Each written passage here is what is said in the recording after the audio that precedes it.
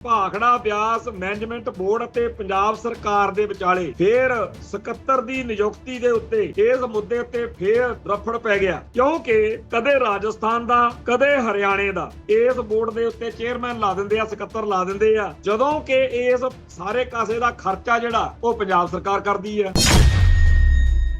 ਤੇ ਇੱਕ ਨਾ ਇੱਕ ਦਿਨ ਬੜੇ ਟੇਢੇ ਮੇਢੇ ਤਰੀਕੇ ਨਾਲ ਇਹ ਕੇਂਦਰ ਸਰਕਾਰ ਨੇ ਸਭ ਕੁਝ ਦੱਬ ਲੈਣ, ਪਰ ਪੰਜਾਬ ਦੇ ਵਿੱਚ ਚਾਹੇ ਸਰਕਾਰ ਆਪ ਵਾਲਿਆਂ ਦੀ ਆ ਤੇ ਚਾਹੇ ਬਾਦਲ ਵਾਲਿਆਂ ਦੀ ਆ, ਇਸ ਗੱਲ ਦੇ ਲਈ ਅੜਦਾ ਲੜਦਾ ਕੋਈ ਨਹੀਂ।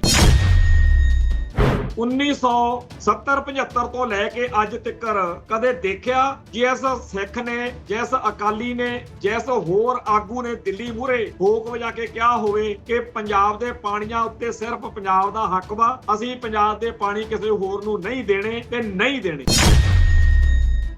ਅਸਲ ਵਿੱਚ ਪੰਜਾਬ ਦਿਨੋਂ ਦਿਨ ਹਰਦਾ ਜਾ ਰਿਹਾ, ਮਰਦਾ ਜਾ ਰਿਹਾ, ਘਟਦਾ ਜਾ ਰਿਹਾ, ਤੇ ਇਹ ਸਾਡੀ ਦੁਰਗਤੀ ਆ ਜਿਹੜੇ ਐਮਐਲਏ ਐਮਪੀ ਬਣਦੇ ਫਿਰਦੇ ਆ, ਜਿਹੜੇ ਭਾਰਤੀ ਮੁੱਖ ਧਾਰਾ ਨੂੰ ਮੱਥਾ ਟੇਕੀ ਬੈਠੇ ਆ, ਉਹਨਾਂ ਕਰਕੇ। ਜੇ ਸਾਡੇ ਚ ਰੜਕ ਅਣਖ ਗੈਰਤ ਹੈ, ਜੇ ਸਾਡੇ ਕੋਲੇ ਲੜਨ ਜੋਗੇ ਘਰੇ ਦਾਣੇ ਨੇ, ਲੜਨ ਦੀ ਸਮਰੱਥਾ ਹੈ, ਤਾਂ ਕੰਮ ਚੱਲੀ ਜਾਂਦਾ। ਉਹਦਾ ਹੀ ਦਿੱਲੀ ਵਾਲੇ ਇਲਾਜ ਕਰਨ ਲੱਗੇ ਹੋਏ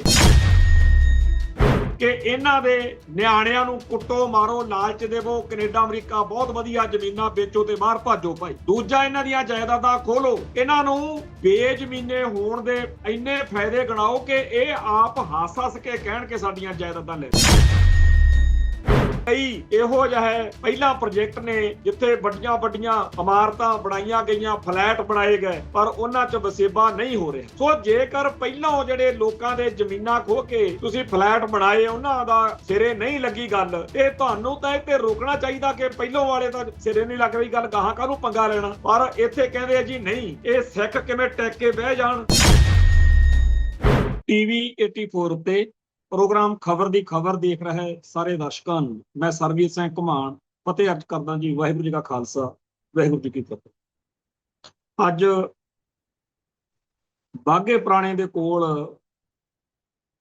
ਪਿੰਡ ਬੁੱਧ ਸਿੰਘ ਵਾਲਾ ਦੇ ਵਿੱਚ ਖਾਲਿਸਤਾਨ ਲਿਬਰੇਸ਼ਨ ਫੋਰਸ ਦੇ ਮੁਖੀ ਸ਼ਹੀਦ ਭਾਈ ਗੁਰਜੰਟ ਸਿੰਘ ਬੁੱਧ ਸਿੰਘ ਵਾਲਾ ਦਾ ਸ਼ਹੀਦੀ ਦਿਹਾੜਾ ਜਿਹੜਾ ਉਹ ਮਨਾਇਆ ਗਿਆ।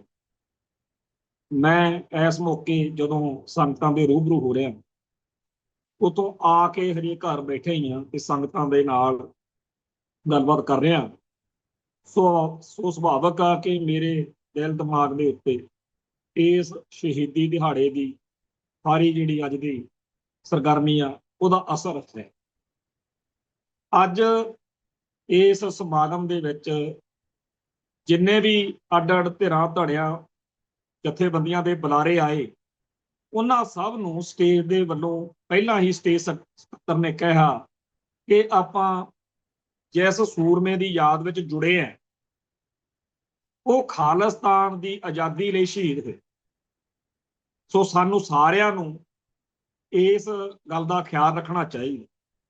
ਇਹ ਗੱਲ ਮੈਂ ਇਸ ਕਰਕੇ ਸੰਗਤ ਨਾਲ ਸਾਂਝੀ ਕਰਨੀ ਜਾਇਜ਼ ਸਮਝਦਾ ਕਿ ਵਾਕਿਆ ਹੀ ਅੱਜ ਕੱਲ੍ਹ ਹੋ ਕੀ ਰਿਹਾ ਕਿ ਸਿੱਖ ਸੰਘਰਸ਼ ਦੇ ਨਾਲ ਸੰਬੰਧਿਤ ਪ੍ਰੋਗਰਾਮਾਂ ਦੇ ਵਿੱਚ ਖਾਲਿਸਤਾਨ ਦੇ ਸੰਘਰਸ਼ ਨੂੰ ਮਜ਼ਬੂਤ ਕਰਨ ਵਾਲੀਆਂ ਗੱਲਾਂ ਦੇ ਉਲਟ ਹਿੰਦੁਸਤਾਨੀ ਨਿਜ਼ਾਮ ਨੂੰ ਮਜ਼ਬੂਤ ਕਰਨ ਵਾਲੀਆਂ ਗੱਲਾਂ ਜਿਹੜੀਆਂ ਨੇ ਉਹ ਜ਼ਿਆਦਾ ਹੋਣ ਲੱਗ ਪਈ।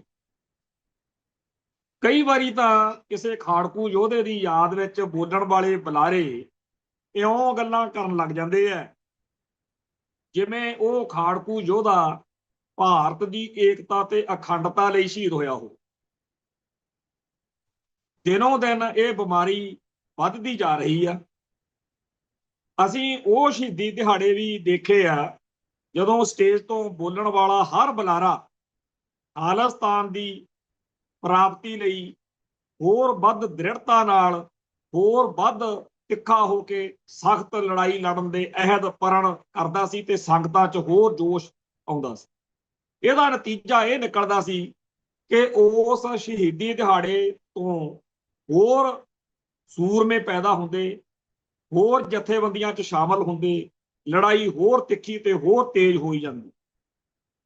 ਪਰ ਅੱਜ ਦੇ ਮਾਹੌਲ ਵਿੱਚ ਪਹਿਲਾਂ ਤਾਂ ਸ਼ਹੀਦੀ ਦਿਹਾੜੇ ਮਨਾਏ ਬੜੇ ਘੱਟ ਜਾਣ ਲੱਗ ਪਏ। ਸਾਰੇ ਮਾਲਵੇ ਦੇ ਵਿੱਚ ਭਾਈ ਗੁਰਜੰਟ ਸਿੰਘ ਬੁੱਧ ਸਿੰਘ ਵਾਲੇ ਦਾ ਹੀ ਸ਼ਹੀਦੀ ਦਿਹਾੜਾ ਹੁੰਦਾ, ਜਿੱਥੇ ਸਾਰੇ ਸ਼ਹੀਦ ਪਰਿਵਾਰ ਪਹੁੰਚਦੇ ਆ, ਜਾਂ ਹੁਣ ਕੁਝ ਸਿੱਖ ਜਥੇਬੰਦੀਆਂ ਨੇ ਭਾਈ ਬਲਵਿੰਦਰ ਸਿੰਘ ਜਟਾਣੇ ਕਰਕੇ ਉਸ ਇਲਾਕੇ ਵਿੱਚ ਵੀ ਦਿਨ ਮਨਾਉਣੇ ਸ਼ੁਰੂ ਕੀਤੇ ਆ। ਭਾਈ ਚਰਨਜੀਤ ਸਿੰਘ ਚੰਨਾ ਝੱਲੀਆਂ ਵਾਲੇ ਦਾ ਦਿਨ ਮਨਾਇਆ ਜਾਂਦਾ। ਹੁਣ ਕਈ ਸ਼ਹੀਦ ਪਰਿਵਾਰ ਕਹਿਣ ਲੱਗ ਪਏ ਨੇ ਕਿ ਅਸੀਂ ਵੀ ਆਪਣੇ ਸ਼ਹੀਦ ਨੂੰ ਸੰਗਤ ਦੇ ਸਾਹਮਣੇ ਦਰਸ਼ਨ ਦਿਦਾਰੇ ਕਰਨ ਦੇ ਲਈ ਸਮਾਗਮ ਕਰਨਾ ਚਾਹੁੰਦੇ ਆ। ਪਰ ਮਾਝੇ ਵਿੱਚ ਤਾਂ ਕਾਫੀ ਜ਼ਿਆਦਾ ਇਸ ਗੱਲ ਦਾ ਰੁਝਾਨ ਹੈ। ਇੱਥੇ ਬਾਬੇ ਮਾਨੋ ਚਾਹਲ ਦਾ, ਭਾਈ ਸੁਖਦੇਵ ਸਿੰਘ ਬੱਬਰ ਦਾ ਤੇ ਹੋਰ ਕਈ ਸ਼ਹੀਦਾਂ ਦੇ ਦਿਨ ਜਿਹੜੇ ਆ ਮਨਾਏ ਜਾਂਦੇ ਆ। ਇੱਥੇ ਬੀਬੀ ਸੰਦੀਪ ਕੌਰ ਦੇ ਟਰਸਟ ਵਿੱਚ ਬੜਾ ਵੱਡਾ ਪ੍ਰੋਗਰਾਮ ਜਿਹੜਾ ਹੈਗਾ ਹਰ ਵਾਰੀ ਹੁੰਦਾ। ਪਰ ਇਹਨਾਂ ਸਮਾਗਮਾਂ ਦੇ ਵਿੱਚ ਸਾਨੂੰ ਹੁਣ ਇੱਕ ਜ਼ਿੰਮੇਵਾਰੀ ਨਿਭਾਉਣ ਦਾ ਅਹਿਸਾਸ ਹੋਣਾ ਚਾਹੀਦਾ। ਜਿਹੜੇ ਸਮਾਗਮ ਸ਼੍ਰੋਮਣੀ ਗੁਰਦੁਆਰਾ ਪ੍ਰਬੰਧਕ ਕਮੇਟੀ ਦੇ ਪ੍ਰਬੰਧਾਂ ਹੇਠ ਦਰਬਾਰ ਸਾਹਿਬ ਕੰਪਲੈਕਸ ਵਿੱਚ ਹੁੰਦੇ ਆ, ਜਿਨ੍ਹਾਂ ਵਿੱਚ ਇੰਦਰਾ ਤੇ ਵੈਦਿਆ ਤੇ ਬੇਅੰਤਾ ਕਾਂਡ ਦੇ ਨਾਲ ਸੰਬੰਧਿਤ ਸ਼ਹੀਦਾਂ ਦੀ ਗੱਲ ਹੈ, ਭਾਈ ਹਰਜਿੰਦਰ ਸਿੰਘ ਜਿੰਦਾ ਤੇ ਭਾਈ ਸੁਖਦੇਵ ਸਿੰਘ ਸੁੱਖੇ ਦਾ, ਭਾਈ ਬੇਅੰਤ ਸਿੰਘ, ਭਾਈ ਸਤਵੰਤ ਸਿੰਘ ਦਾ, ਭਾਈ ਕੇਰ ਸਿੰਘ ਦਾ, ਭਾਈ ਦਲਾਵਰ ਸਿੰਘ ਦਾ, ਇਹ ਜਿਹੜੇ ਦਿਨ ਜਦੋਂ ਮਨਾਏ ਜਾਂਦੇ ਨੇ ਉਹ ਰਵਾਇਤੀ ਜਿਹੇ ਤਰੀਕੇ ਨਾਲ ਮਨਾਏ ਜਾਂਦੇ। ਪੂਰਾ ਖਿਆਲ ਰੱਖਿਆ ਜਾਂਦਾ ਕਿਤੇ ਭਾਰਤੀ ਤੰਤਰ ਨੂੰ ਤਕਲੀਫ ਨਾ ਹੋਵੇ। ਸਵੇਰੇ ਸਵੇਰੇ 6-7 ਵਜੇ ਤੱਕ ਭੋਗ ਪਾ ਕੇ 8 ਵਜੇ ਕੀਰਤਨ ਕਰਕੇ ਅਰਦਾਸ ਕਰਕੇ ਨਾਲ ਦੀ ਨਾਲ ਕਹਿੰਦੇ ਆ ਜਾਓ ਘਰਾਂ। ਨਾ ਕੋਈ ਤਕਰੀਰ ਹੋਣੀ ਹੁੰਦੀ ਆ, ਨਾ ਕੋਈ ਸ਼ਹੀਦ ਬਾਰੇ ਗੱਲ ਹੋਣੀ ਹੁੰਦੀ ਆ, ਨਾ ਸ਼ਹੀਦ ਦੇ ਨਿਸ਼ਾਨੇ ਨੂੰ ਕੋਈ ਵਿਆਖਿਆ ਕਰਕੇ ਸਮਝਾਉਂਦਾ। ਉਹ ਤਾਂ ਇੱਕ ਰਵਾਇਤੀ ਜਿਹਾ ਤਰੀਕਾ ਵਾ। ਤੇ ਇਹਨਾਂ ਤੋਂ ਇਲਾਵਾ ਜਿਹੜਾ ਵੱਡਾ ਦਿਨ ਆਉਂਦਾ ਸਾਡੇ ਸੰਘਰਸ਼ ਦੇ ਵਿੱਚ, ਉਹ ਹੈਗਾ 6 ਜੂਨ ਦਾ ਦਿਹਾੜਾ। ਹਰ ਸਾਲ 6 ਜੂਨ ਨੂੰ ਸ਼੍ਰੋਮਣੀ ਗੁਰਦੁਆਰਾ ਪ੍ਰਬੰਧਕ ਕਮੇਟੀ ਜਦੋਂ ਦਿਨ ਮਨਾਉਂਦੀ ਆ, ਤਾਂ ਜਿਹੜੇ ਉਹਨਾਂ ਦੇ ਹਮਾਇਤੀ ਨੇਗੇ, ਜਿਹਨਾਂ ਦੇ ਬਾਰੇ ਉਹਨਾਂ ਨੂੰ ਯਕੀਨ ਆ ਕਿ ਇਹ ਸਾਤੋਂ 1 ਇੰਚ ਬਾਹਰ ਨਹੀਂ, ਉਹਨਾਂ ਨੂੰ ਦਰਬਾਰ ਸਾਹਿਬ ਕੰਪਲੈਕਸ ਦੇ ਵਿੱਚ ਜਿੱਥੇ ਅਕਾਲ ਤਖਤ ਸਾਹਿਬ ਦੇ ਅੰਦਰ ਸਮਾਗਮ ਹੋਣਾ ਹੁੰਦਾ, ਉੱਥੇ ਬਿਠਾਇਆ ਜਾਂਦਾ। ਉਹਦੇ ਲਈ ਇੱਕ ਰਾਤ ਪਹਿਲਾਂ ਸ਼੍ਰੋਮਣੀ ਕਮੇਟੀ ਦੇ ਮੁਲਾਜ਼ਮਾਂ ਨੂੰ ਡਿਊਟੀਆਂ ਲਾ ਦਿੰਦੇ ਆ ਵੀ ਅੰਦਰ ਸਾਰੀ ਰਾਤ ਤੁਸੀਂ ਬਹਿਣਾ। ਸਵੇਰੋਂ ਜਦੋਂ ਸਾਡੇ ਪੱਖ ਦੇ ਲੀਡਰ ਜਾਂ ਵਰਕਰ ਆਈ ਜਾਣਗੇ, ਤੁਸੀਂ ਉੱਠੀ ਜਾਣਾ, ਉਹਨਾਂ ਨੂੰ ਸੀਟਾਂ ਦੇਈ ਜਾਣੀ। ਪਰ ਜਿਹੜੇ ਪੰਥ ਪ੍ਰਸਤ ਕੌਮ ਪ੍ਰਸਤ ਸਿੱਖ ਨੇ, ਉਹਨਾਂ ਨੂੰ ਅੰਦਰ ਨਹੀਂ ਵੜਨ ਦੇਣਾ। ਇਸ ਗੱਲ ਦਾ ਪੂਰਾ ਖਿਆਲ ਰੱਖਣਾ। ਤੇ ਜੇਕਰ ਉੱਥੇ 6 ਜੂਨ 1984 ਚੋਂ ਪੈਦਾ ਹੋਈ ਸਿੱਖ ਸੰਘਰਸ਼ ਦੀ ਗੱਲ ਕਰਾਉਣ ਵਾਲਾ ਹੋਵੇ, ਉਹਨੂੰ ਕੁੱਟਣ ਮਾਰਨ ਵੇਲੇ ਕੋਈ ਢਿੱਲ ਨਹੀਂ ਵਰਤਣੀ। ਪਿਛਲੇ ਕਈ ਸਾਲ ਜਦੋਂ ਬਾਦਲ ਦਲ ਕੋਲੇ ਸੱਤਾ ਹੁੰਦੀ ਸੀ, ਡਾਂਗਾ ਲੈ ਕੇ ਟਾਸਕ ਫੋਰਸ ਵਾਲੇ 5-6 ਦਿਨ ਪਹਿਲਾਂ ਹੀ ਤਿਆਰੀਆਂ ਕਰਨੀਆਂ ਸ਼ੁਰੂ ਕਰ ਦਿੰਦੇ ਸੀ।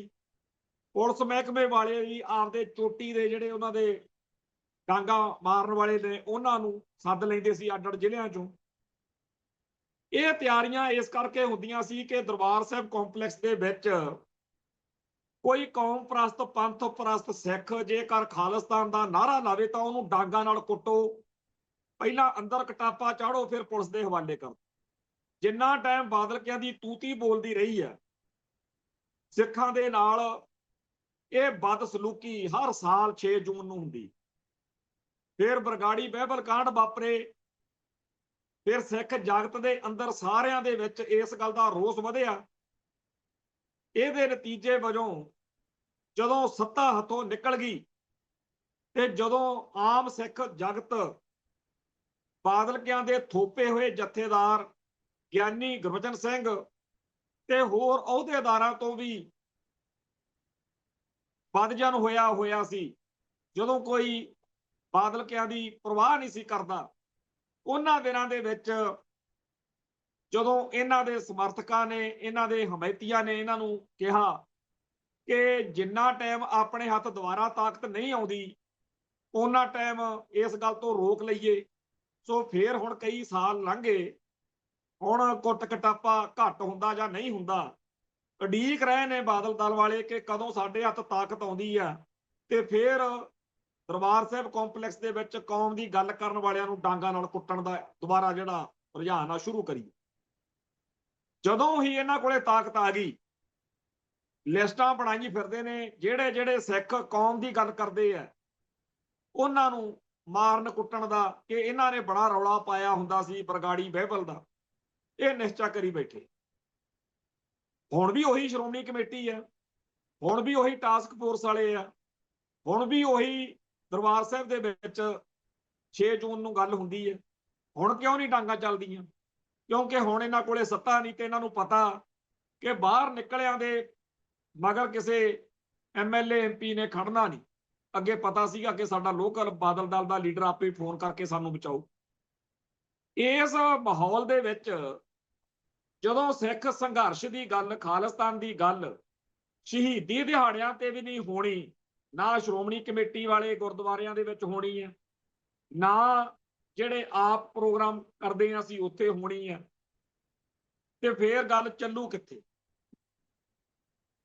ਦਿਨੋਂ ਦਿਨ ਇਹ ਜਿਹੜਾ ਅਸਰ ਆ ਭਾਰਤ ਮਾਤਾ ਦਾ, ਉਹ ਜਦੋਂ ਵੱਧ ਰਿਹਾ, ਤਾਂ ਅਸੀਂ ਖਾਸ ਤੌਰ ਤੇ ਮੈਂ ਜਦੋਂ ਵੀ ਹੁਣ ਜਿੱਥੇ ਵੀ ਜਾਣਾ, ਉੱਥੇ ਮੈਂ ਇਹ ਦੁਹਾਈ ਦਿੰਦਾ ਕਿ ਜਦੋਂ ਆਪਾਂ ਕੋਈ ਬੂਟਾ ਲਾਉਂਦੇ ਆ, ਉਹਦੇ ਬਚਾਅ ਲਈ ਕਿ ਕੋਈ ਡੰਗਰ ਬੱਚਾ ਕੋਈ ਹੋਰ ਇਹਨੂੰ ਨੁਕਸਾਨ ਨਾ ਪਹੁੰਚਾ ਦੇਵੇ, ਆਪਾਂ ਉਹਦੇ ਨਾਲੇ ਕੰਡੇ ਲਾਉਂਦੇ ਆ, ਜੰਗਲਾ ਜਿਹਾ ਲਾਉਂਦੇ ਆ। ਉਵੇਂ ਹੀ ਜਿਹੜਾ ਸਿੱਖ ਸੰਘਰਸ਼ ਆ, ਇਹਦੇ ਖਿਲਾਫ ਇੰਡੀਅਨ ਸਿਸਟਮ ਨੇ ਬਹੁਤ ਖਰਚਾ ਕਰਕੇ ਮਾਹੌਲ ਸਿਰਜਣਾ ਹੈ, ਵਰਤਾਂਤ ਸਿਰਜਣਾ ਕਿ ਲਹਿਰ ਗਲਤ ਸੀ, ਤੇ ਆਪਣੇ ਕੋਲੇ ਮੌਕੇ ਆਪਣੇ ਸੰਘਰਸ਼ ਦੀ ਗੱਲ ਕਰਨ ਦੇ ਇਹ ਸ਼ਹੀਦੀ ਦਿਹਾੜੇ ਨੇ। ਸੋ ਇਹਨਾਂ ਸ਼ਹੀਦੀ ਦਿਹਾੜਿਆਂ ਮੌਕੇ ਬੋਲਣ ਵਾਲੇ ਹਰ ਬੁਲਾਰੇ ਨੂੰ ਬੇਨਤੀ ਕਰਿਆ ਕਰੋ ਕਿ ਭਾਈ ਕੌਮ ਦੀ ਗੱਲ, ਸੰਘਰਸ਼ ਦੀ ਗੱਲ ਲਾਜ਼ਮੀ ਕਰੋ। ਬਾਕੀ ਮਸਲਿਆਂ ਲਈ ਤਾਂ ਤੁਹਾਡੇ ਕੋਲੇ ਹਜ਼ਾਰਾਂ ਸਟੇਜਾਂ ਨੇ। ਹੁਣ ਤੁਸੀਂ ਇਹ ਸ਼ਹੀਦਾਂ ਦੀ ਸਟੇਜ ਨੂੰ ਵੀ ਸਾਨੂੰ ਵੋਟਾਂ ਪਾ ਦਿਓ ਜੀ, ਫਲਾਨਾ ਜਿਤਾ ਦਿਓ ਜੀ, ਫਲਾਨਾ ਹਰਾ ਦਿਓ ਜੀ, ਇਹਨਾਂ ਕੰਮਾਂ ਲਈ ਇਹ ਸਟੇਜਾਂ ਨਾ ਵਰਤੀਆਂ ਜਾਣ। ਹੁਣ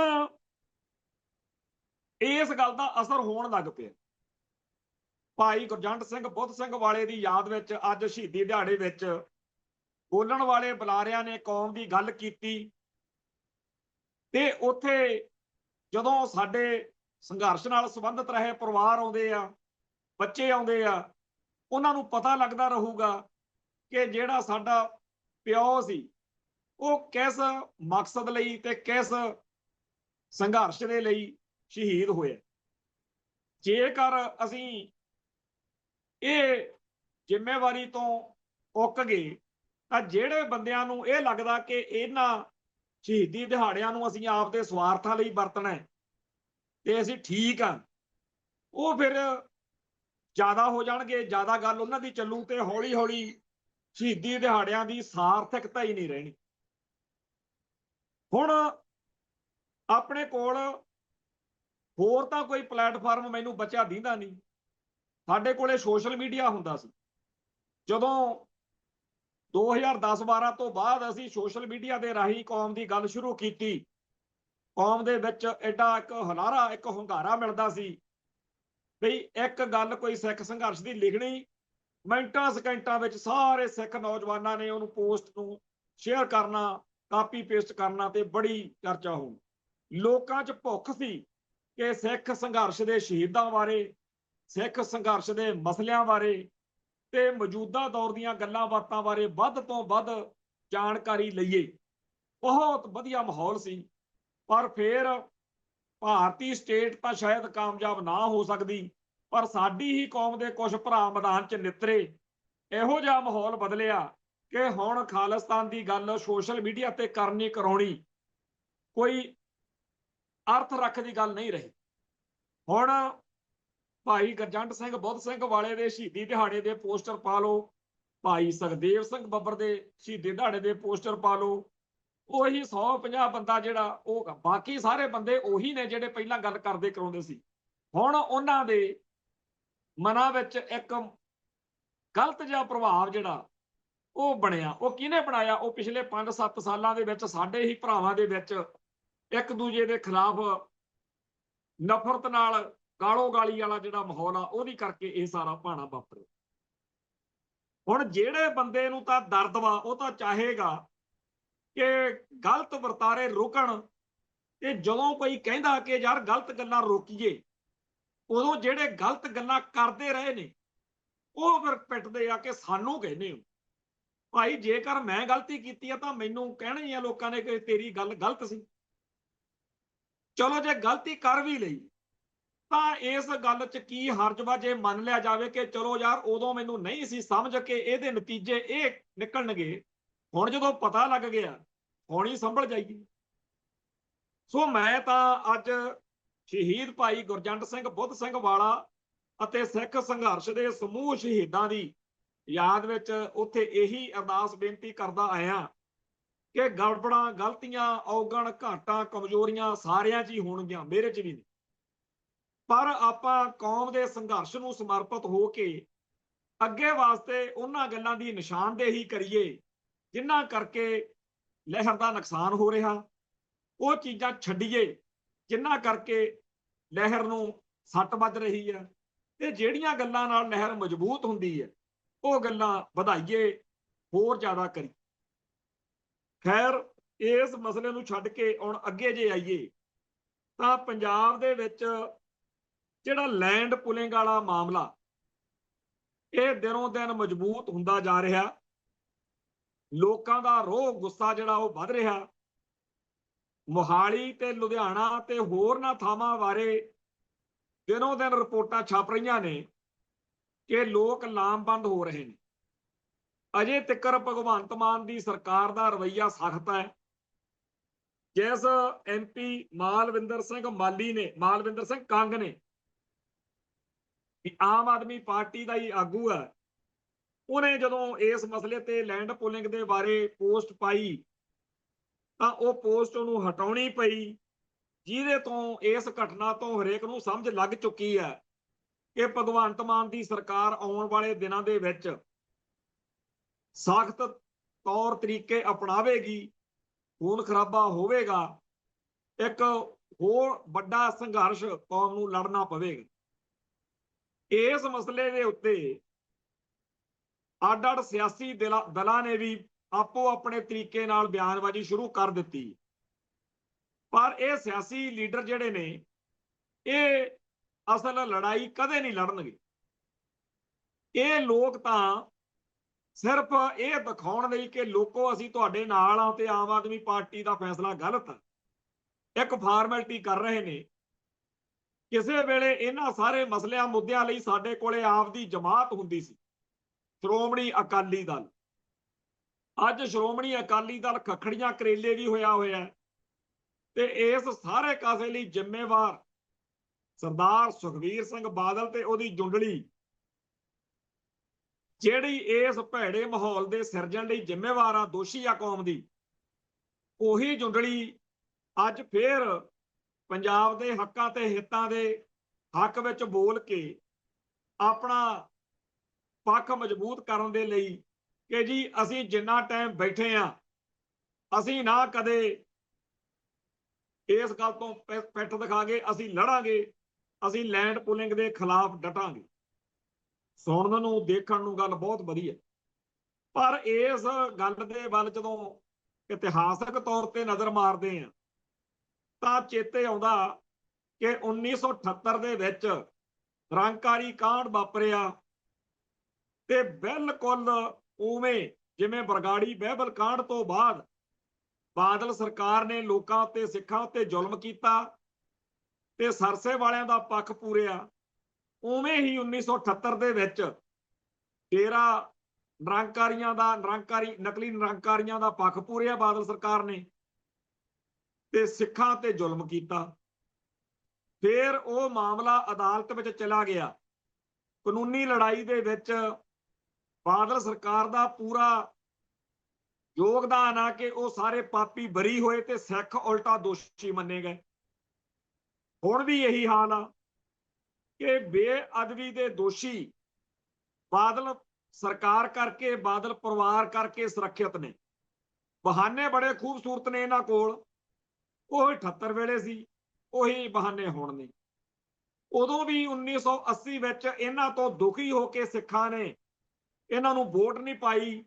ਨਤੀਜੇ ਵਜੋਂ ਦਰਬਾਰਾ ਸਿੰਘ ਕਾਂਗਰਸ ਦਾ ਮੁੱਖ ਮੰਤਰੀ ਪੰਜਾਬ 'ਚ ਸਰਕਾਰ, ਉਹ ਸਰਕਾਰ ਜਿਹਨੇ ਸਿੱਖਾਂ ਉੱਤੇ ਇੰਨਾ ਜ਼ੁਲਮ ਕੀਤਾ ਉਹ ਸਰਕਾਰ ਬਣੀ।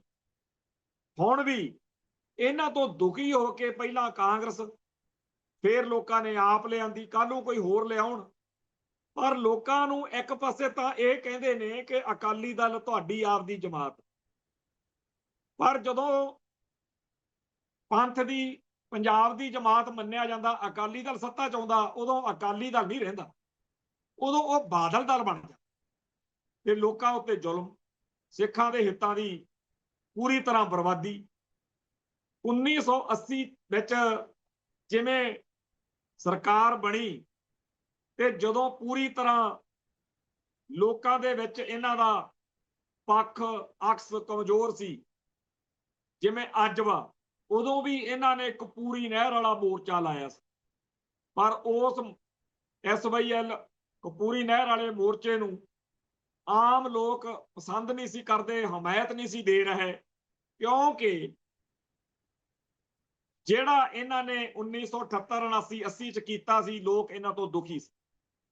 ਉਵੇਂ ਅੱਜ ਵਾ, ਬੜੇ ਵੱਡੇ ਵੱਡੇ ਦਮ ਗੱਜੇ ਮਾਰ ਰਹੇ ਨੇ ਬਾਦਲ ਹੋਣੀ, ਸੁਖਬੀਰ ਹੋਣੀ, ਪਰ ਲੋਕਾਂ ਤੇ ਅਸਰ ਨਹੀਂ ਹੋ ਰਿਹਾ। ਕਿਉਂ ਨਹੀਂ ਹੋ ਰਿਹਾ?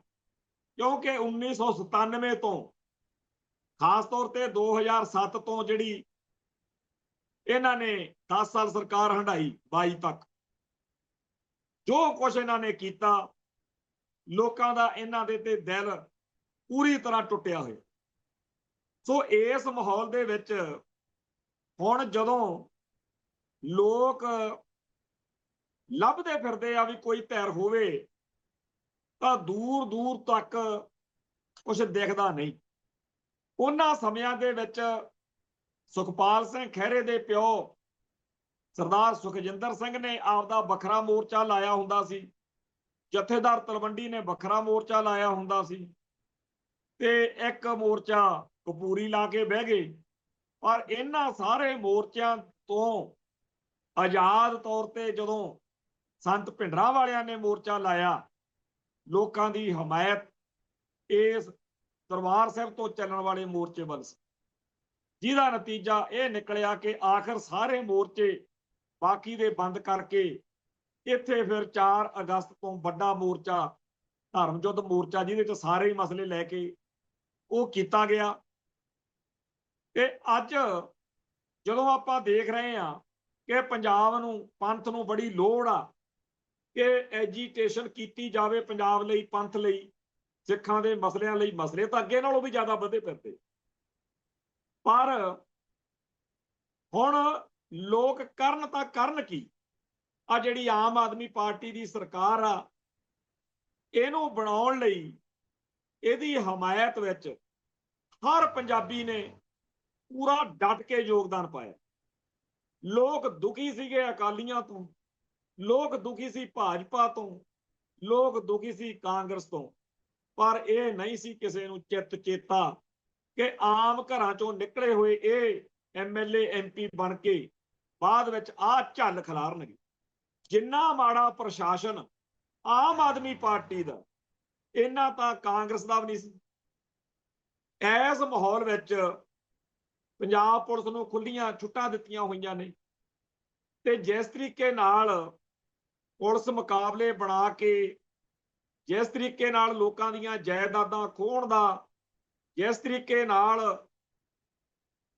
ਲੋਕਾਂ ਦੇ ਕਾਰੋਬਾਰ ਤੇ ਡਾਕਾ ਵੱਜ ਰਿਹਾ, ਯੂਪੀ, ਬਿਹਾਰ, ਹਰਿਆਣਾ, ਹਿਮਾਚਲ ਤੇ ਹੋਰਨਾਂ ਸੂਬਿਆਂ ਦੇ ਧੜਾ ਧੜ ਲੋਕ ਪੰਜਾਬ ਦੇ ਵਿੱਚ ਸਰਕਾਰੀ ਨੌਕਰੀਆਂ ਹਾਸਲ ਕਰ ਰਹੇ ਨੇ। ਪੰਜਾਬ ਦੇ ਲੋਕਾਂ ਨੂੰ, ਪੰਜਾਬੀਆਂ ਨੂੰ ਇਹ ਸਰਕਾਰ ਕੁਛ ਦੇ ਕੇ ਰਾਜੀ ਨਹੀਂ।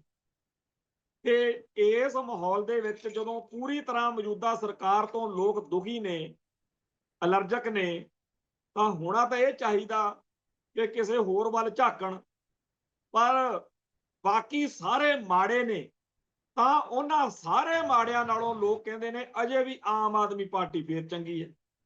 ਜਦੋਂ ਵੀ ਜਿਮਨੀ ਚੋਣ ਹੁੰਦੀ ਹੈ ਤਾਂ ਆਮ ਆਦਮੀ ਪਾਰਟੀ ਜੇਤੂ ਹੁੰਦੀ। ਹੁਣ ਤਰਨਤਾਰਨ ਦੀ ਜਿਮਨੀ ਚੋਣ ਦਾ ਸਾਡੇ ਸਾਹਮਣੇ ਆ, ਤੇ ਲੋਕ ਅੱਜ ਹੀ ਕਹੀ ਜਾਂਦੇ ਨੇ ਕਿ ਐਵੇਂ ਨਹੀਂ ਆਮ ਆਦਮੀ ਪਾਰਟੀ ਵਾਲੇ ਨਜ਼ਾਰੇ ਲੈ ਰਹੇ, ਉਹਨਾਂ ਨੇ ਫੇਰ ਜਿੱਤ ਜਾਣਾ।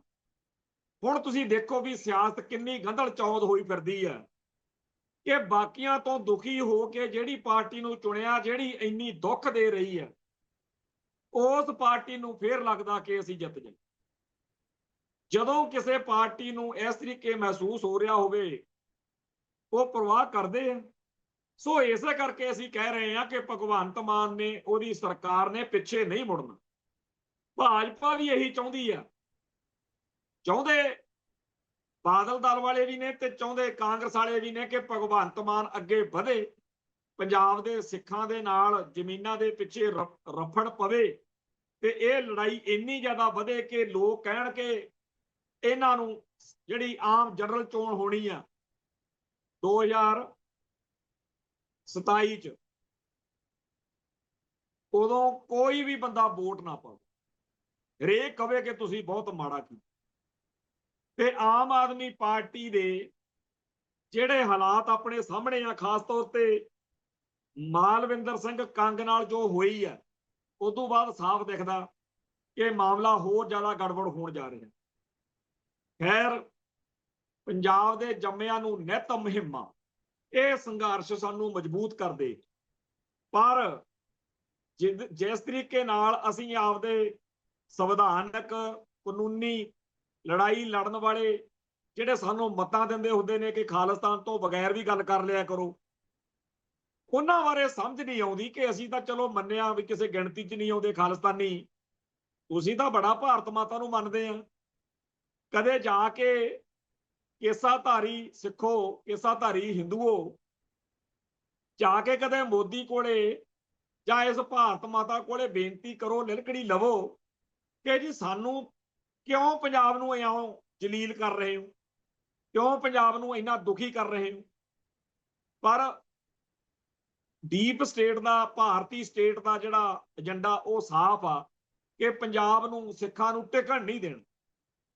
ਅੱਜ ਫੇਰ ਖਬਰ ਲੱਗੀ ਹੋਈ ਆ ਕਿ ਭਾਖੜਾ ਬਿਆਸ ਮੈਨੇਜਮੈਂਟ ਬੋਰਡ ਅਤੇ ਪੰਜਾਬ ਸਰਕਾਰ ਦੇ ਵਿਚਾਲੇ ਫੇਰ ਸਕੱਤਰ ਦੀ ਨਿਯੁਕਤੀ ਦੇ ਉੱਤੇ, ਇਸ ਮੁੱਦੇ ਉੱਤੇ ਫੇਰ ਰਫੜ ਪੈ ਗਿਆ, ਕਿਉਂਕਿ ਕਦੇ ਰਾਜਸਥਾਨ ਦਾ, ਕਦੇ ਹਰਿਆਣੇ ਦਾ ਇਸ ਬੋਰਡ ਦੇ ਉੱਤੇ ਚੇਅਰਮੈਨ ਲਾ ਦਿੰਦੇ ਆ, ਸਕੱਤਰ ਲਾ ਦਿੰਦੇ ਆ, ਜਦੋਂ ਕਿ ਇਸ ਸਾਰੇ ਕਾਸੇ ਦਾ ਖਰਚਾ ਜਿਹੜਾ ਉਹ ਪੰਜਾਬ ਸਰਕਾਰ ਕਰਦੀ ਹੈ। ਤੇ ਇੱਕ ਨਾ ਇੱਕ ਦਿਨ ਬੜੇ ਟੇਢੇ ਮੇਢੇ ਤਰੀਕੇ ਨਾਲ ਇਹ ਕੇਂਦਰ ਸਰਕਾਰ ਨੇ ਸਭ ਕੁਝ ਦੱਬ ਲੈਣਾ। ਪਰ ਪੰਜਾਬ ਦੇ ਵਿੱਚ ਚਾਹੇ ਸਰਕਾਰ ਆਪ ਵਾਲਿਆਂ ਦੀ ਆ ਤੇ ਚਾਹੇ ਬਾਦਲ ਵਾਲਿਆਂ ਦੀ ਆ, ਇਸ ਗੱਲ ਦੇ ਲਈ ਅੜਦਾ ਲੜਦਾ ਕੋਈ ਨਹੀਂ। 1970-75 ਤੋਂ ਲੈ ਕੇ ਅੱਜ ਤੱਕ ਕਦੇ ਦੇਖਿਆ ਜਿਸ ਸਿੱਖ ਨੇ, ਜਿਸ ਅਕਾਲੀ ਨੇ, ਜਿਸ ਹੋਰ ਆਗੂ ਨੇ ਦਿੱਲੀ ਮੂਹਰੇ ਫੂਕ ਵਜਾ ਕੇ ਕਿਹਾ ਹੋਵੇ ਕਿ ਪੰਜਾਬ ਦੇ ਪਾਣੀਆਂ ਉੱਤੇ ਸਿਰਫ ਪੰਜਾਬ ਦਾ ਹੱਕ ਵਾ, ਅਸੀਂ ਪੰਜਾਬ ਦੇ ਪਾਣੀ ਕਿਸੇ ਹੋਰ ਨੂੰ ਨਹੀਂ ਦੇਣੇ ਤੇ ਨਹੀਂ ਦੇਣੇ। ਇਹ ਅਖਬਾਰਾਂ 'ਚ ਬਿਆਨ ਬੂਨ ਦੇਣ ਮੌਕੇ ਤਾਂ ਬੜੇ ਇਸ ਤਰ੍ਹਾਂ ਦੀ ਗੱਲ ਕਰਦੇ, ਪਰ ਜਦੋਂ ਕਾਨੂੰਨ ਦਾ, ਜਦੋਂ ਅਦਾਲਤਾਂ ਦਾ, ਜਿੱਥੇ ਅਸਲ ਵਿੱਚ ਗੱਲ ਕਰਨੀ ਹੁੰਦੀ ਹੈ, ਉੱਥੇ ਜਾ ਕੇ ਹੋਰ ਹੀ ਕਹਾਣੀਆਂ ਪਾ ਕੇ ਬਹਿ ਜਾਂਦੇ ਨੇ। ਅਸਲ ਵਿੱਚ ਪੰਜਾਬ ਦਿਨੋਂ ਦਿਨ ਹਰਦਾ ਜਾ ਰਿਹਾ, ਮਰਦਾ ਜਾ ਰਿਹਾ, ਘਟਦਾ ਜਾ ਰਿਹਾ, ਲਿਫਦਾ ਜਾ ਰਿਹਾ, ਮੁੱਚਦਾ ਜਾ ਰਿਹਾ। ਤੇ ਇਹ ਸਾਡੀ ਦੁਰਗਤੀ, ਆ ਜਿਹੜੇ MLA MP ਬਣਦੇ ਫਿਰਦੇ ਆ, ਜਿਹੜੇ ਭਾਰਤੀ ਮੁੱਖ ਧਾਰਾ ਨੂੰ ਮੱਥਾ ਟੇਕੀ ਬੈਠੇ ਆ, ਉਹਨਾਂ ਕਰਕੇ ਜਿੰਨਾ ਕਿ ਕੁਝ ਬਚਿਆ ਪੰਜਾਬ ਦਾ, ਉਹ ਸਿੱਖ ਜੁਝਾਰੂਆਂ ਦੇ ਪੈਰੋਂ ਬਚੇ। ਜੇ ਸਾਡੇ 'ਚ ਰੜਕ ਅਣਖ ਗੈਰਤ ਹੈ, ਜੇ ਸਾਡੇ ਕੋਲੇ ਲੜਨ ਜੋਗੇ ਘਰੇ ਦਾਣੇ ਨੇ, ਲੜਨ ਦੀ ਸਮਰੱਥਾ ਹੈ, ਤਾਂ ਕੰਮ ਚੱਲੀ ਜਾਂਦਾ। ਉਹਦਾ ਹੀ ਦਿੱਲੀ ਵਾਲੇ ਇਲਾਜ ਕਰਨ ਲੱਗੇ ਹੋਏ ਨੇ ਕਿ ਇਹਨਾਂ ਦੇ ਨਿਆਣਿਆਂ ਨੂੰ ਕੁੱਟੋ, ਮਾਰੋ, ਲਾਲਚ ਦੇਵੋ, ਕੈਨੇਡਾ ਅਮਰੀਕਾ ਬਹੁਤ ਵਧੀਆ, ਜ਼ਮੀਨਾਂ ਵੇਚੋ ਤੇ ਬਾਹਰ ਭਾਜੋ ਭਾਈ। ਦੂਜਾ, ਇਹਨਾਂ ਦੀਆਂ ਜਾਇਦਾਦਾਂ ਖੋਲੋ, ਇਹਨਾਂ ਨੂੰ ਬੇਜ਼ਮੀਨੇ ਹੋਣ ਦੇ ਇੰਨੇ ਫਾਇਦੇ ਗਿਣਾਓ ਕਿ ਇਹ ਆਪ ਹੱਸ ਕੇ ਕਹਿਣ ਕਿ ਸਾਡੀਆਂ ਜਾਇਦਾਦਾਂ ਲੈ ਲਓ। ਪੰਜਾਬ ਦੇ ਲੋਕਾਂ ਨੂੰ ਸਾਰੇ ਪਾਸਿਓਂ ਹੱਥਲ ਕਰ ਦੋ। ਇੱਕ ਵਾਰੀ ਇਹਨਾਂ ਨੂੰ ਜਿੰਨੇ ਕੁ ਪੈਸੇ ਇਹਨਾਂ ਨੂੰ ਦੇਣੇ ਆ ਦੇ ਦਿਓ। ਜ਼ਮੀਨ ਜਿਹੜੀ ਆ ਉਹ ਪੁਸ਼ਤਦਾਰ ਪੁਸ਼ਤ ਖਾਣਾ ਖਵਾਉਂਦੀ ਆ, ਤੁਹਾਡੀ ਇੱਜ਼ਤ ਦਾ, ਤੁਹਾਡੇ ਇਕਬਾਲ ਦਾ ਸਾਧਨ ਬਣਦੀ ਆ। ਪੈਸੇ ਦਾ ਕੀ ਆ? ਮੋਹਾਲੀ ਦਾ ਇੱਕ ਸਿੱਖ ਬੜਾ ਰੋਂਦਾ ਪਿੱਟਦਾ ਵੀਡੀਓ ਉਹਦੀ ਘੁੰਮ ਰਹੀ ਆ ਕਿ ਜਦੋਂ ਅਸੀਂ ਜ਼ਮੀਨ ਵੇਚੀ ਸੀ ਉਦੋਂ ਤਾਂ ਐਂ ਲੱਗਦਾ ਸੀ ਅਸੀਂ ਧਰਤੀ ਦੇ ਬਾਦਸ਼ਾਹ ਬਣ ਗਏ, ਇੰਨਾ ਪੈਸਾ, ਤੇ ਅੱਜ ਅਸੀਂ ਉਹ ਪੈਸਾ ਖਤਮ ਆ ਤੇ ਲੁੱਟੇ ਪੱਟੇ ਗਏ। ਅਸਲ ਵਿੱਚ ਪੰਜਾਬੀ ਜਿਹੜਾ ਬਰੀਡ ਆ ਸਾਡਾ ਸਿੱਖ ਖਾਸ ਤੌਰ ਤੇ, ਉਹਦਾ ਜ਼ਮੀਨ ਨਾਲ ਖੇਤੀ ਨਾਲ ਬਹੁਤ ਜ਼ਿਆਦਾ ਸਦੀਆਂ ਤੋਂ ਪੁਸ਼ਤਾਂ ਤੋਂ ਜਦੋਂ ਇੱਕ ਕੌਮ ਕੋਈ ਇਸ ਤਰ੍ਹਾਂ ਕਰਦੀ ਰਵੇ ਉਹਦੇ ਚ ਪੂਰੀ ਮਾਹਿਰ ਹੋ ਜਾਂਦੀ। ਜਿਵੇਂ ਲਾਲੇ ਵਪਾਰ ਦੇ ਮਾਹਿਰ ਨੇ, ਬਿਜ਼ਨਸ ਦੇ ਮਾਹਿਰ ਨੇ, ਸਾਨੂੰ ਮੱਤਾਂ ਦਿੱਤੀਆਂ ਜਾ ਰਹੀਆਂ ਜ਼ਮੀਨਾਂ ਜਾਇਦਾਦਾਂ ਛੱਡੋ, ਤੁਹਾਡਾ ਸ਼ਹਿਰੀਕਰਨ ਕਰਨਾ, ਅਰਬਨਾਈਜੇਸ਼ਨ, ਤੁਹਾਨੂੰ ਅਰਬਨ ਬਣਾਉਣਾ, ਸ਼ਹਿਰੀ ਬਣਾਉਣਾ। ਤੇ ਅਸਲ ਵਿੱਚ ਕੀ ਆ ਕਿ ਬਾਹਰਲੇ ਸੂਬਿਆਂ ਦੇ ਲੋਕ ਲਿਆ ਕੇ ਵਸਾਉਣੇ ਆ, ਤੁਹਾਨੂੰ ਜਾਇਦਾਦਾਂ ਤੋਂ ਵਿਰਵੇ ਕਰਨਾ। ਇਸ ਪ੍ਰੋਜੈਕਟ ਦੇ ਵਿੱਚ ਹੁਣ ਜਦੋਂ ਲੋਕ ਲਿਆ ਕੇ ਸੱਚ ਤੱਥ ਸੁੱਟ ਰਹੇ ਨੇ ਤਾਂ ਉਹਨਾਂ ਦਾ ਵੀ ਕੋਈ ਪ੍ਰਵਾਹ ਨਹੀਂ ਹੈ। ਅੱਜ ਪੰਜਾਬੀ ਟ੍ਰਿਬਿਊਨ ਤੇ ਬੜੀ ਵੱਡੀ ਖਬਰ ਲੱਗੀ ਆ ਜਿਨ੍ਹਾਂ ਦੇ ਵਿੱਚ ਇਹ ਦੱਸਿਆ ਗਿਆ ਕਿ ਕਈ ਇਹੋ ਜਿਹੇ ਪਹਿਲਾਂ ਪ੍ਰੋਜੈਕਟ ਨੇ ਜਿੱਥੇ ਵੱਡੀਆਂ ਵੱਡੀਆਂ ਇਮਾਰਤਾਂ ਬਣਾਈਆਂ ਗਈਆਂ, ਫਲੈਟ ਬਣਾਏ ਗਏ, ਪਰ ਉਹਨਾਂ 'ਚ ਵਸੇਬਾ ਨਹੀਂ ਹੋ ਰਿਹਾ। ਸੋ ਜੇਕਰ ਪਹਿਲਾਂ ਜਿਹੜੇ ਲੋਕਾਂ ਦੇ ਜ਼ਮੀਨਾਂ ਖੋਹ ਕੇ ਤੁਸੀਂ ਫਲੈਟ ਬਣਾਏ, ਉਹਨਾਂ ਦਾ ਸਿਰੇ ਨਹੀਂ ਲੱਗੀ ਗੱਲ, ਤੇ ਤੁਹਾਨੂੰ ਤਾਂ ਇਹ ਤੇ ਰੋਕਣਾ ਚਾਹੀਦਾ ਕਿ ਪਹਿਲੋਂ ਵਾਲੇ ਤਾਂ ਸਿਰੇ ਨਹੀਂ ਲੱਗ ਰਹੀ ਗੱਲ, ਗਾਹਾਂ ਕਾਹਨੂੰ ਪੰਗਾ ਲੈਣਾ। ਪਰ ਇੱਥੇ ਕਹਿੰਦੇ ਆ ਜੀ ਨਹੀਂ, ਇਹ ਸਿੱਖ ਕਿਵੇਂ ਟਿਕ ਕੇ ਬਹਿ ਜਾਣ, ਇਹਨਾਂ ਨੂੰ ਕੋਈ ਨਾ ਕੋਈ ਕੰਮ ਲਾਈ ਰੱਖੋ। ਸੋ ਇਸ ਤਰੀਕੇ ਨਾਲ ਪੰਜਾਬ ਦੇ ਵਿੱਚ ਲੋਕਾਂ ਦੀਆਂ ਜਾਇਦਾਦਾਂ ਖੋਹਣ ਦਾ ਪ੍ਰੋਜੈਕਟ ਜਿਹੜਾ ਹੈਗਾ ਉਹ ਲਾਜ਼ਮੀ ਅੱਗੇ ਵਧੇਗਾ। ਤੇ ਇਸੇ ਚੱਕਰ ਦੇ ਵਿੱਚ ਸਾਡੇ ਬੰਦੇ ਸੋਚਦੇ ਆ ਕਿ ਜੀ ਪਹਿਲਾਂ ਮੋਦੀ ਨਾਲ ਲੜਨਾ ਪਿਆ, ਹੁਣ ਭਗਵੰਤ ਮਾਨ ਨਾਲ ਲੜਨਾ ਪੈਣਾ। ਪਰ ਮੋਦੀ ਹੁਣਾਂ ਦਾ ਤਾਂ ਕੰਮ ਉਦੋਂ ਵੀ ਨਿਰਾਲਾ। ਸਮਝ ਨਹੀਂ ਆਉਂਦੀ ਕਿ ਪਹਿਲਾਂ ਤਾਂ ਪਹਿਲਗਾਮ ਅਟੈਕ ਉਸ ਮੌਕੇ ਹੋਇਆ ਜਦੋਂ ਮੋਦੀ ਹੁਣਾਂ ਦੀ ਲੋੜ ਸੀ।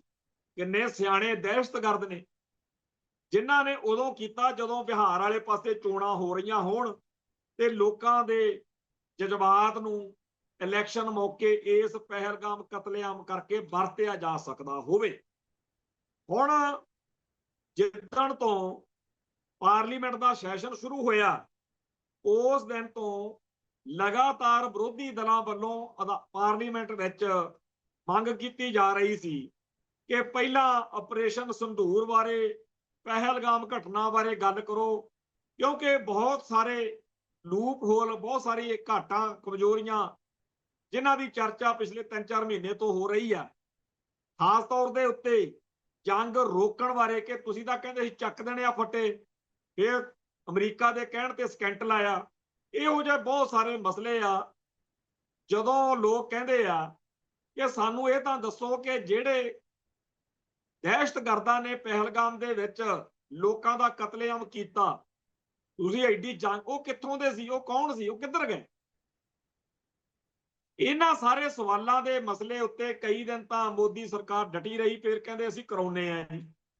ਕੱਲ ਜਦੋਂ ਆਪਰੇਸ਼ਨ ਸੰਧੂਰ ਤੇ ਲੋਕ ਸਭਾ 'ਚ ਚਰਚਾ ਸ਼ੁਰੂ ਹੋਈ, ਨਾਲ ਦੀ ਨਾਲ ਹੀ ਖਬਰ ਆ ਗਈ ਕਿ ਪਹਿਲਗਾਮ ਹਮਲੇ ਦਾ ਮੁੱਖ ਸਰਗਣਾ ਤੇ ਹੋਰ 3 ਦਹਿਸ਼ਤਗਰਦ ਫੌਜ ਨੇ ਘੇਰ ਲਏ ਆ। ਆਪਰੇਸ਼ਨ ਮਹਾਦੇਵ ਦੇ ਤਹਿਤ ਸ਼੍ਰੀਨਗਰ ਦੇ ਬਾਹਰ ਜਿਹੜਾ ਇਲਾਕਾ ਜੰਗਲੀ, ਉੱਥੇ ਕਹਿੰਦੇ ਜੀ ਇਹ ਦਹਿਸ਼ਤਗਰਦ ਫੌਜ ਨੇ ਘੇਰ ਲਏ, ਹੁਣ ਜੀ ਮਾਰ ਲਏ। ਇਹ ਜੀ ਉਹੀ ਨੇ ਜਿਨ੍ਹਾਂ ਨੇ ਕਹਿੰਦੇ ਜੀ ਪਹਿਲਗਾਮ ਦੇ ਵਿੱਚ ਅਟੈਕ ਕੀਤਾ ਸੀ, ਨਾਂ ਵੀ ਦੇਤਾ ਵੀ ਆਹ ਬੰਦੇ ਆ। ਉਹ ਅਧਿਕਾਰੀਆਂ ਨੇ ਦੱਸਿਆ ਕਿ 22 ਅਪ੍ਰੈਲ ਦੇ ਪਹਿਲਗਾਮ ਹਮਲੇ ਦਾ ਮੁੱਖ ਸਰਗਣਾ ਮੰਨਿਆ ਜਾ ਰਿਹਾ ਸੁਲੇਮਾਨ ਉਰਫ ਆਸਿਫ ਅੱਜ ਕਹਿੰਦੇ ਜੀ ਮਾਰਿਆ ਗਿਆ।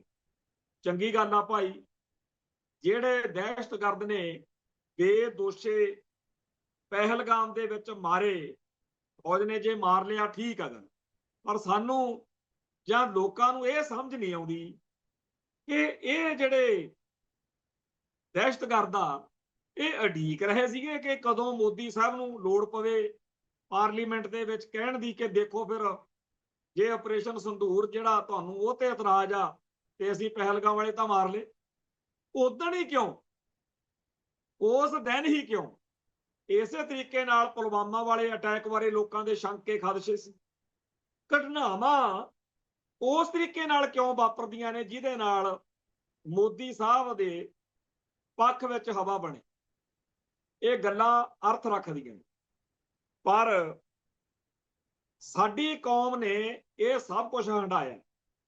ਸਾਡੇ ਖਾਲਿਸਤਾਨੀ ਸੰਘਰਸ਼ ਵਿੱਚ ਕੈਟਾਂ ਟੌਟਾਂ ਨੇ ਬਹੁਤ ਇਹੋ ਜਿਹੀਆਂ ਵਾਰਦਾਤਾਂ ਕੀਤੀਆਂ ਜਿਹਦੇ ਨਾਲ ਸੰਘਰਸ਼ ਦਾ ਲੱਕ ਟੁੱਟਦਾ ਆਖਰ ਨੁਕਸਾਨ ਹੋ ਗਿਆ।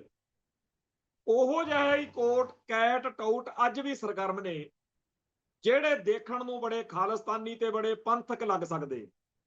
ਲੋਕ ਉਹਨਾਂ ਤੋਂ ਉਹਨਾਂ ਦੇ ਭਰਮ 'ਚ ਵੀ ਫਸ ਜਾਂਦੇ, ਪਰ ਹਕੀਕਤ ਵਿੱਚ ਉਹਨਾਂ ਦਾ ਨਿਸ਼ਾਨਾ ਖਾਲਿਸਤਾਨ ਦੇ ਸੰਘਰਸ਼ ਨੂੰ ਮਜ਼ਬੂਤ ਕਰਨਾ ਨਹੀਂ ਹੁੰਦਾ। ਉਹਨਾਂ ਦਾ ਨਿਸ਼ਾਨਾ ਭਾਰਤੀ ਸਿਸਟਮ ਦੇ ਵਿੱਚ ਸਿੱਖਾਂ ਦਾ ਯਕੀਨ ਮਜ਼ਬੂਤ ਕਰਨਾ ਹੁੰਦਾ।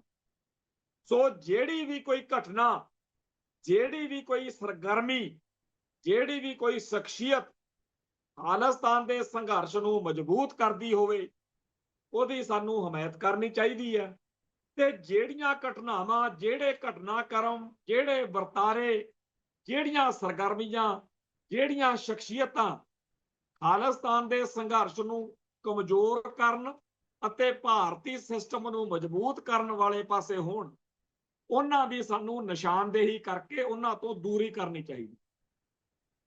ਜੇਕਰ ਕੋਈ ਬੰਦਾ ਐਮਐਲਏ, ਐਮਪੀ ਜਾਂ ਕੋਈ ਹੋਰ ਅਹੁਦੇਦਾਰ ਬਣ ਕੇ ਖਾਲਿਸਤਾਨ ਦੇ ਸੰਘਰਸ਼ ਨੂੰ ਮਜ਼ਬੂਤ ਕਰ ਸਕਦਾ ਹੋਵੇ, ਜਾਂ ਆਪਾਂ ਕਹਿ ਸਕੀਏ ਕਿ ਦੇਖਿਆ ਫਲਾਣੇ ਨੂੰ ਬਣਾਇਆ ਸੀਗਾ ਐਮਪੀ, ਫਲਾਣੇ ਨੂੰ ਬਣਾਇਆ ਸੀ ਐਮਐਲਏ, ਦੇਖੋ ਉਹਨਾਂ ਨੇ ਖਾਲਿਸਤਾਨ ਦੇ ਸੰਘਰਸ਼ ਨੂੰ ਕਿੰਨਾ ਮਜ਼ਬੂਤ ਕਰਤਾ, ਫਿਰ ਮੇਰੇ ਖਿਆਲ ਦੇ ਵਿੱਚ ਸਾਡੇ ਲਈ ਇਹ ਚੰਗੀ ਗੱਲ।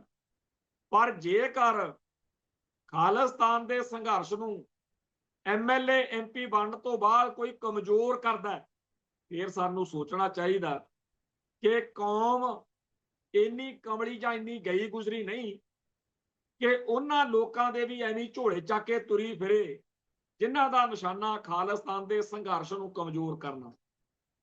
ਇਹ ਗੱਲਾਂ ਕੋਈ ਲੁਕਦੀਆਂ ਛਿਪਦੀਆਂ ਨਹੀਂ ਹੁੰਦੀਆਂ, ਸਮਝ ਸਾਰਿਆਂ ਨੂੰ ਲੱਗ ਜਾਂਦੀ ਹੈ ਕਿ ਕੌਣ ਖਾਲਿਸਤਾਨ ਦੇ ਏਜੰਡੇ ਨੂੰ ਸਮਰਪਿਤ ਹੋ ਕੇ ਚੱਲ ਰਿਹਾ, ਕੌਣ ਜਿਵੇਂ ਕੈਟ ਹੁੰਦੇ ਸੀ ਉਹ ਵੀ ਖਾੜਕੂਆਂ ਵਰਗਾ ਪਹਿਰਾਵਾ ਬਣਾ ਕੇ ਰੱਖਦੇ ਸੀ, ਕੌਣ ਖਾਲਿਸਤਾਨ ਤਾਂ ਮੂੰਹੋਂ ਕਹਿੰਦਾ ਪਰ ਨਿਸ਼ਾਨਾ ਇਹੀ ਆ ਕਿ ਇੱਕ ਵਾਰੀ ਕੁਰਸੀ ਨੂੰ ਹੱਥ ਪੈ ਜੇ ਫਿਰ ਨਜ਼ਾਰੇ ਲਵਾਂਗੇ। ਪਰ ਇਹ ਉਤਰਾ ਚੜਾ, ਇਹ ਲਾਭਹਾਨ ਬਹੁਤਾ ਅਰਥ ਨਹੀਂ ਰੱਖਦੇ। ਮੁੱਖ ਗੱਲ ਇਹ ਆ ਕਿ ਸਾਨੂੰ ਆਪਣਾ ਨਿਸ਼ਾਨਾ, ਕਿਉਂਕਿ ਬਾਰ-ਬਾਰ ਨਾ ਬਦਲੇ ਜਾਣ ਨਿਸ਼ਾਨੇ ਕੌਮਾਂ ਦੇ, ਸਾਡਾ ਨਿਸ਼ਾਨਾ ਖਾਲਿਸਤਾਨ ਆ। ਖਾਲਿਸਤਾਨ ਦੇ ਸ਼ਹੀਦਾਂ ਦਾ ਸੁਪਨਾ, ਖਾਲਿਸਤਾਨ ਦੇ ਲਈ ਡੁੱਲਿਆ ਹੋਇਆ ਖੂਨ ਸਾਨੂੰ ਹਮੇਸ਼ਾ ਆਪਣੇ ਨਿਸ਼ਾਨੇ ਪ੍ਰਤੀ ਸੁਚੇਤ ਰੱਖਦਾ ਹੈ। ਤੋਂ ਹਰ ਘਰ ਦੇ ਵਿੱਚ ਇਹ ਗੱਲ ਚੱਲਣੀ ਚਾਹੀਦੀ ਆ ਕਿ ਸਾਡੇ ਸਾਰਿਆਂ ਦੇ ਵਿੱਚ ਬੇਅੰਤ ਘਾਟਾਂ, ਕਮਜ਼ੋਰੀਆਂ ਹਨ, ਪਰ ਅਸੀਂ ਉਦੋਂ ਤੱਕ ਚੈਨ ਨਾਲ ਨਹੀਂ ਬੈਠਾਂਗੇ ਜਦੋਂ ਤੱਕ ਖਾਲਿਸਤਾਨ ਦਾ ਝੰਡਾ ਯੂਐਨਓ ਵਿੱਚ ਨਹੀਂ ਝੂਲ ਜਾਂਦਾ। ਇੱਥੇ ਸਮਾਪਤੀ ਆ, ਫਿਰ ਮਿਲਾਂਗੇ। ਨਾਨਕ ਨਾਮ ਚੜ੍ਹਦੀ ਕਲਾ, ਤੇਰੇ ਭਾਣੇ ਸਰਬੱਤ ਦਾ ਭਲਾ। ਵਾਹਿਗੁਰੂ ਜੀ ਕਾ ਖਾਲਸਾ, ਵਾਹਿਗੁਰੂ ਜੀ ਕੀ ਫਤਿਹ।